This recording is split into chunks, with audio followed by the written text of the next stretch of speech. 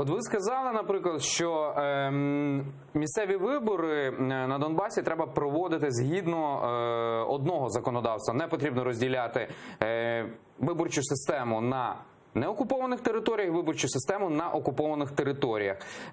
Пан Пристайко також сьогодні заявив, ЦВК вже немає, так, принаймні цього старого складу, що, мовляв, добре би було, якщо б він згоден, погоджується з вами, і тому сказав, добре би було, якщо б місцеві вибори і на контрольованих територіях, і на непідконтрольних пройшли, наприклад, навесні 2020 року. Однак, законодавство має бути одне, але ситуації є різними, так?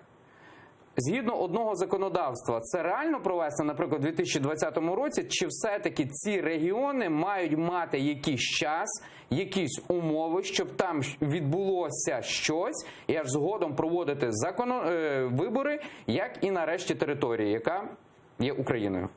Давайте ще більше ускладнимо ситуацію, бо насправді вона складніша. Є не дві правові території, а три. Є ще сіра зона, так звана, на якій знаходиться більше 300, по-моєму, 354 чи що дільниці. Це величезна кількість населених пунктів і велика кількість населення. Тому у цій ситуації можна виділити три особливості по трьох територіях. І це означає, що в законі про місцеві вибори має бути записаний розділ чи певні статті, які б називалися так: особливості застосування закону про місцеві вибори на такій-то території, на такій-то території, на такій території. Тоді це буде виглядати як норми для цього випадку, вони можуть носити перехідний характер. Далі треба буде вибудовувати тільки механізми. Що стосується проблематики, то в тому числі питання адміністрування, скажімо, Центральна виборча комісія, питання ЗМІ, питання суб'єктів виборчого процесу, політичні партії, форм проведення, мажоритарні, пропорційні і так далі, це потребує обговорення. Чому?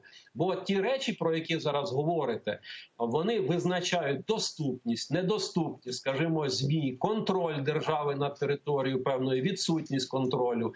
Це покличе за собою механізми, які треба буде задіювати. Скажімо, на окупованій території треба буде підтримка міжнародної перехідної адміністрації для забезпечення контролю над проведенням виборів і так далі. Тому відповіді насправді на ці питання давним-давно аналогічні випадки сформували.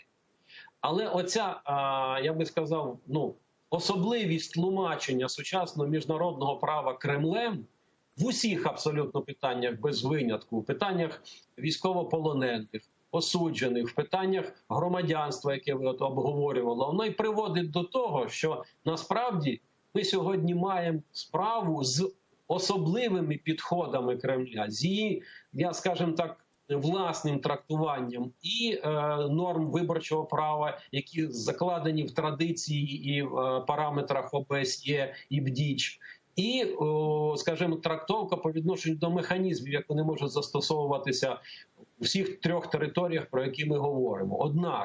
Однак тут треба мати на увазі те, що не можна допускати, щоб ці цілісні території, як то Луганська і Донецька область, в різних частинах проводили вибори за різною правовою базою.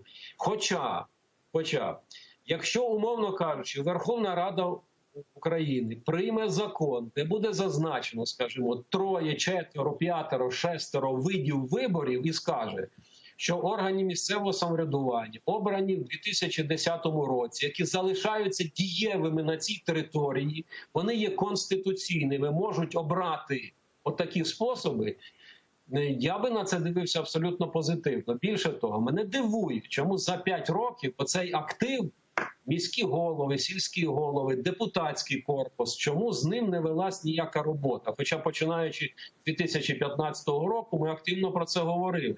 Частина із цих людей знаходиться в Києві, частина ходить коридорами Кремля, частина знаходиться на окупованій зоні. Але насправді, з точки зору конституційності, це єдині органи і депутати, які могли б на сьогоднішній день брати участь у цих процесах. Тому що так звані самозванці, самопроголошенці і так далі, вони не мають ніяких абсолютно конституційних підстав приймати якісь рішення, вчиняти якісь правові дії.